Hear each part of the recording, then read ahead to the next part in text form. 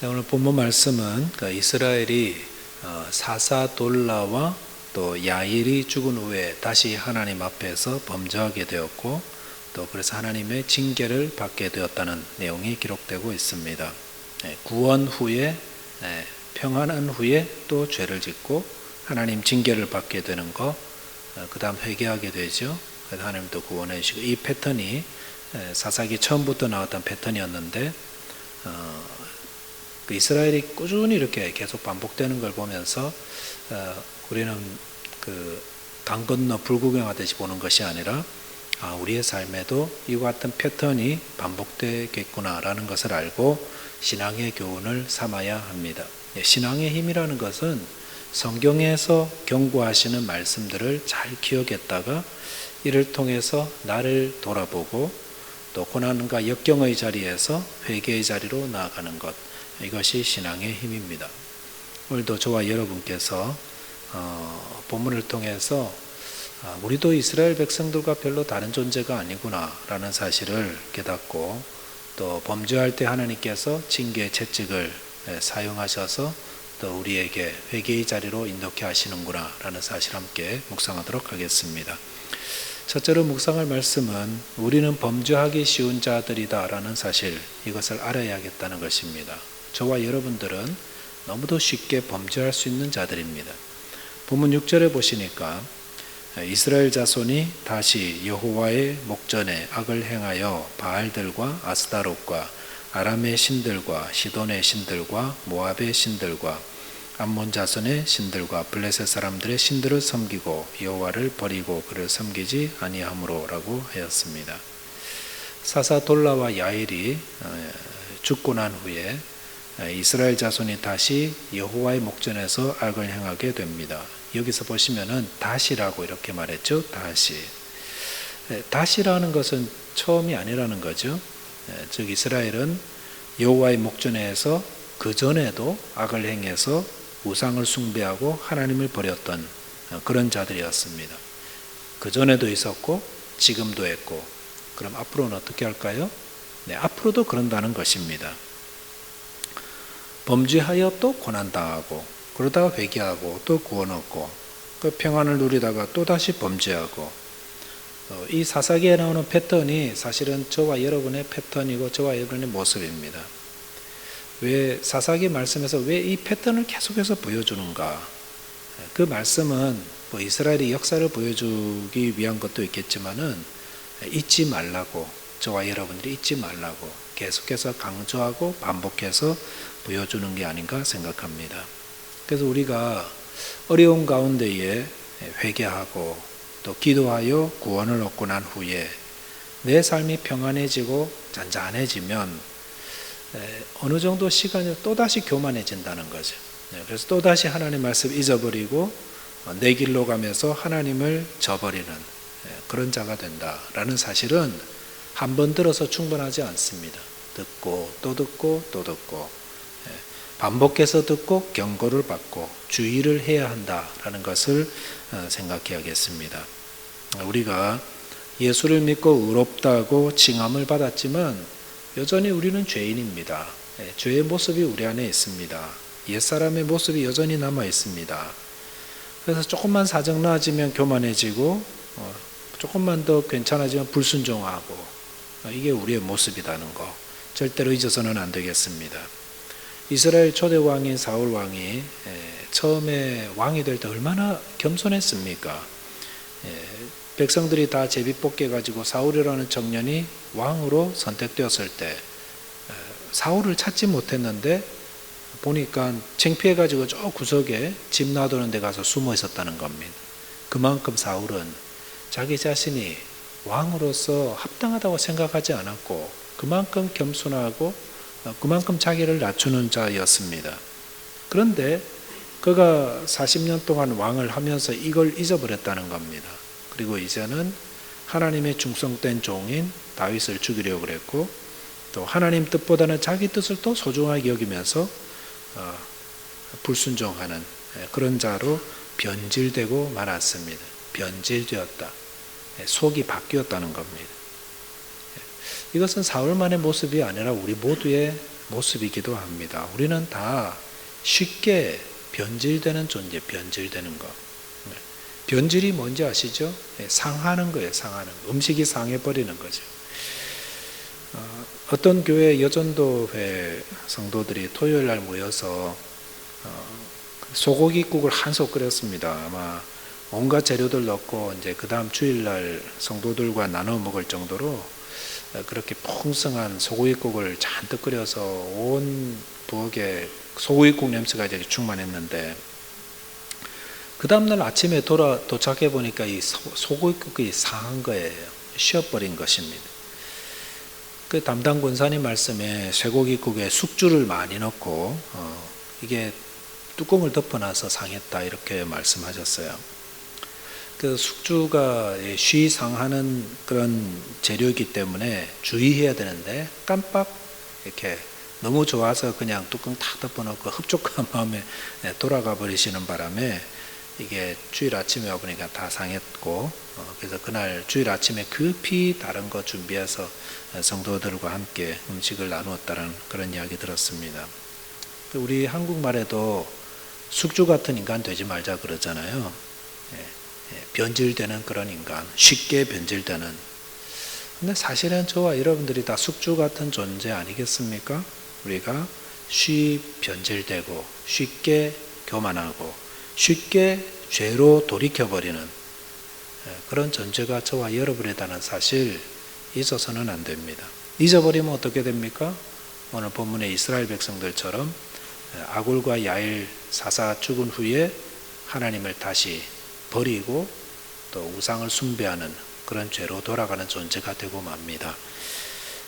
잠언서 30장 3절에 보시면은 아굴의 자문이 서글되고 있는데, 아굴이라는 사람은 솔로몬 시대의 사람인데 그가 이렇게 썼어요. 나는 지혜를 배우지 못하였고 또 거룩하신 자를 아는 지식이 없거니와, 이렇게 말했습니다. 아굴은 자신이 지혜를 배우지 못했다 그랬습니다. 그런데도 지금 잠언 쓰고 있어요. 잠언에 지금 올라와 있어요. 지혜를 모르는 사람이 아닙니다. 굉장히 지혜로운 사람입니다. 하나님을 모른다? 하나님을 이미 충분히 아는 분이에요. 그런데 다가갈수록 자기가 모른다는 사실을 더 깊이 깨달아서 이렇게 고백한 거죠. 아굴에 쓴 그 잠언 30장 읽어보면 참 그의 지혜와 또 하나님을 향한 신앙, 이런 것들을 깊이 깨달을 수가 있습니다. 그런데도 나는 지혜가 없고 나는 하나님을 모릅니다. 이것이야말로 참 지혜가 아닐까요? 공부 많이 한 분들은 공부하면 할수록 뭐라고 그러십니까? 아는 게 너무 없어. 그래서 공부라는 거는 자기가 얼마나 모른다는 사실을 배워가는 거다, 이렇게 또 말씀하시죠. 신앙도 마찬가지인 것 같아요. 우리가 오늘도 하나님을 더 알아가기 위해 모였는데, 하나님을 알아가면 알아갈수록 모르는 게 더 많은 거예요. 너무 많은 거예요. 하나님을 너무 모르는 거예요, 우리가. 그러니까 하나님을 조금 안다고 생각하면 어떤 고백이 나오냐면, 나 하나님 너무 몰라. 나는 하나님에 대해서 아는 게 아무도 없어요. 이렇게 고백하게 된다는 것입니다. 그런 아굴이 뭐라고 그랬냐면, 잠언 30장 8절에서 두 가지 일을 주님께 기도한다고 그랬습니다. 그 두 가지라는 것은 곧 헛된 것과 거짓말을 내게서 멀리 하옵시며 나를 가난하게도 마옵시고 부하게도 마옵시고 오직 필요한 양식으로 나를 먹이시옵소서라고 하였습니다. 아굴이 뭐라고 하나님께 기도했냐면은 자신에게 헛된 것과 거짓말을 멀리하게 해달라고 하나님께 간구하였습니다. 그런데 어떤 분들은 이 기도를 보면서 이해하지 못합니다. 왜냐하면은 마음에 헛된 것이 들어오지 못하고 또 거짓말하지 않는 것은 자기 의지와 결단에 달린 거지 왜 그걸 하나님께 도움을 구하느냐, 이렇게 생각한다라는 것입니다. 그런데 왜 아굴이 그렇게 기도했을까요? 그것은 아굴이 그걸 몰라서 그렇게 기도했을까요? 결단하고 결심하고 또 그래서 헛된 것으로 생각하지 않고 거짓말하지 아니하려고 얼마나 부단히 노력해 봤겠어요. 그런데 해보니까 안 된다는 겁니다. 물론 사람들이 보기에는 그런 것 같아요. 그러나 내 양심과 내 마음을 내가 잘 아는데 해보니 안 되더라는 겁니다. 수없이 헛된 것들이 내 마음을 채우고 또 수없이 거짓말의 유혹과 또 나도 모르게 거짓말을 이렇게 뱉어내는 자기의 연약한 모습을 보면서 하나님, 제가 하나님 도움이 필요합니다. 제가 하나님 없으면 제가 헛된 걸 막 토해내고 거짓말로 이렇게 내 자신을 포장하는 그런 정말 연약한 존재임을 자기 스스로 깨달았기 때문에 이런 고백이, 이런 기도가 나온다는 것입니다. 아굴만 그럴까요? 우리도 그렇지 않습니까? 우리는 생각보다 강하지 못합니다. 그리고 쉽게 죄의 자리로 돌아서려는 그런 쉽게 변질되는 존재들입니다. 이걸 알아야, 이걸 인정해야 날마다 주님 앞에 기도하며 주님 저를 붙잡아 달라고, 주님이 저를 붙잡아 주셔야 된다. 돌라와 야엘 사사가 죽고 났을 때에 주님, 우리에게 지도자가 사라졌는데 다시 우리가 범죄하지 않도록 도와달라고 그렇게 기도했더라면 이스라엘 백성들이 하나님 안에서 다시 세워지지 않을까 하는 생각이 듭니다. 저와 여러분들 참 연약한 분들입니다. 정말 주님 앞에 나왔지만, 그래서 주님 앞에 나온 거죠. 주님 저 좀 도와달라고. 우리가 넘어지지 않고 또 하나님의 뜻대로 살아갈 수 있도록 주님 도와달라고. 그래서 주님께서도 우리에게 기도 가르쳐 주실 때 시험에 들게 하지 말아달라고, 다만 악에서 구해달라고. 우리 힘으로 안 되니까 그런 거예요. 물론 우리가 죄를 멀리하기 위해서 애를 써야겠지만 주님께 간절히 기도하면서 도움을 구하여서 죄에서 다 떠나시고 넘어짐의 자리에서 다 건짐받게 되시기를 바라겠습니다. 두 번째는 하나님은 우리가 범죄할 때 징계하신다라는 겁니다. 본문 7절과 8절 보니까 여호와께서 이스라엘에게 진노하사 블레셋 사람들의 손과 암몬 자손의 손에 그들을 파심해 그 해에 그들이 요단강 저쪽 길르앗에 있는 아모리 족속의 땅에 있는 모든 이스라엘 자손을 쳤으며 18해 동안 억압하였다라고 하였습니다. 하나님을 버리고 또 우상을 섬기게 된 이스라엘, 하나님께서 진노하셨다고 했습니다. 그리고 그들을 블레셋 사람과 암몬 자손의 손에 팔아버리셨다 라고 했습니다. 그러니까 하나님이 이렇게 파시면 이스라엘은 제 아무리 힘을 쓰고 애써도 블레셋과 암몬을 이렇게 이길 수가 없습니다. 블레셋과 암몬은 참 작은 민족이에요.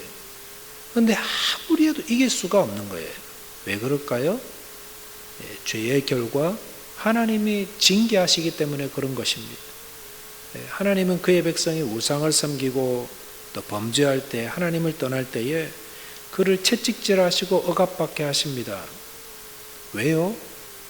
하나님이 사랑하시기 때문에, 하나님의 사랑 때문에 그의 백성들의 범죄와 또 하나님을 향한 어떤 그 변질된 모습들 가만히 두지 않습니다. 징계하셔서 돌아오게 만드십니다. 그게 부모님의 사랑이죠. 부모님들도 어린 자녀들이 바른 길로 가지 않고 그릇된 길로 가면은 몇 번 훈계하다가 안 되면 매를 들기도 하고 그렇게 혼을 내고 벌을 주고 그러잖아요. 돌아오게 하려고. 사무엘하 7장 14절에 보시면은 하나님께서 다윗과의 언약을 세우면서 이렇게 말씀하셨습니다. 나는 그에게, 하나님이죠. 그라는 것은 다윗의 후손입니다. 그에게 아버지가 되고 그는 내게 아들이 되리니 그가 만일 죄를 범하면 내가 사람의 매와 인생의 채찍으로 징계하겠다라고 하셨습니다. 하나님께서 부모님들이 자녀들과 훈계아들과 너무 똑같아요.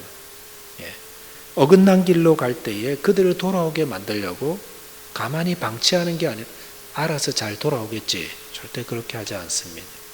어린 자녀들 스스로 돌아오지 않습니다.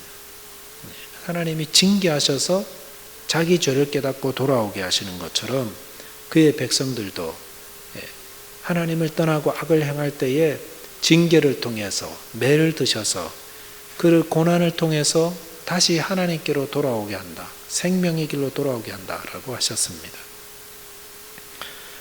생명의 길과 저주의 길은 항상 우리 앞에 늘 있습니다. 우리는 생명의 길을 갈 수도 있고 저주의 길도 갈 수 있습니다. 그건 우리의 선택입니다. 무엇이 생명의 길입니까?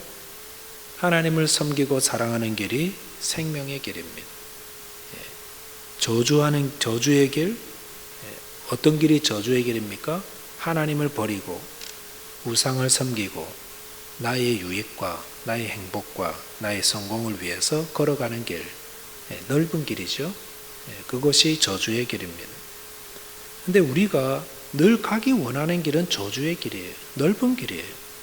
편한 길, 대접받는 길, 높임받는 길, 그런 길을 가다 보면은 다 망하게 되는 겁니다. 그럴 때 하나님께서 가만 안 놔두시죠? 채찍을 드시고 징계하시고 아프게 하시고. 왜 그렇게 하십니까? 깨닫게 하시려고. 지금 그 길 아니라고, 돌이키라고.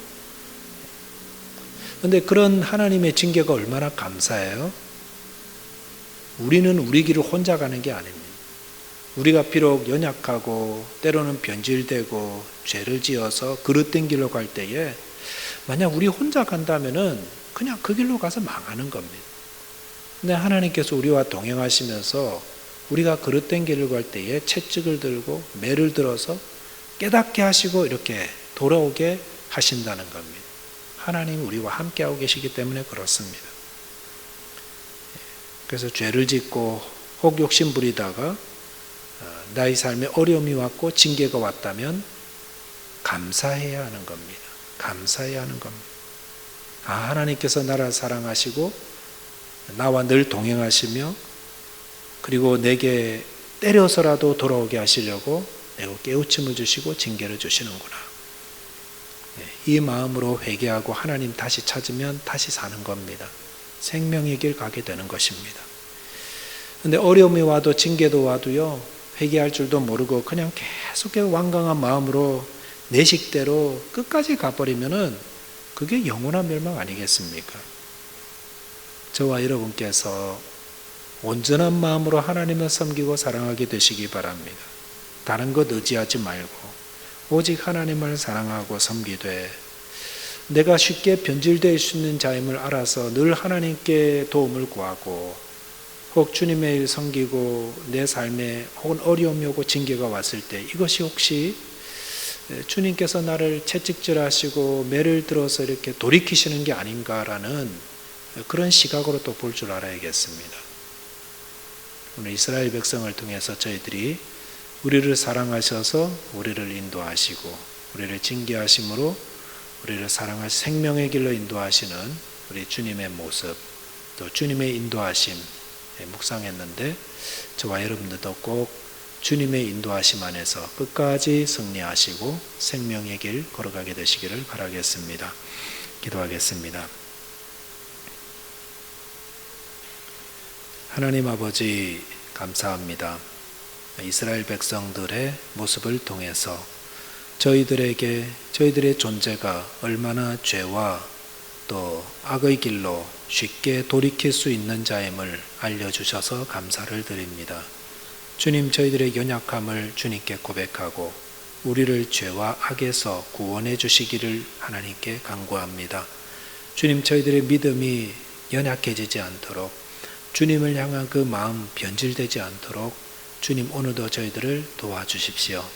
주님, 모든 것이 평안하고 모든 것이 다 만족스러울 때에 주님을 바라보지 않고 세상을 바라보고 또 주님보다 나의 모든 욕망과 나의 뜻을 더 따르려는 그런 그릇되고 거짓된 것들 다 이겨나갈 수 있도록 주님께서 저희들을 깨닫게 해주시고 도와주옵소서. 특별히 주님, 저희들이 주님께 징계를 받을 때에 우리와 함께 하시는 주님을 알고 회개하고 즉시 돌아올 수 있도록 성령께서 저희들을 강권적으로 역사하여 주시고 저희들을 붙잡아 주십시오. 우리 모두 다 주님 앞에 설 때까지 날마다 주님과 동행하고 주의 도움을 의지하여서 끝까지 승리하고 모두 다 생명의 길에서 주님을 만나 뵙고 영생복락 누리는 하나님의 자녀들 다 되게 하여 주옵소서. 우리 주님 예수 그리스도 이름으로 기도하옵나이다. 아멘.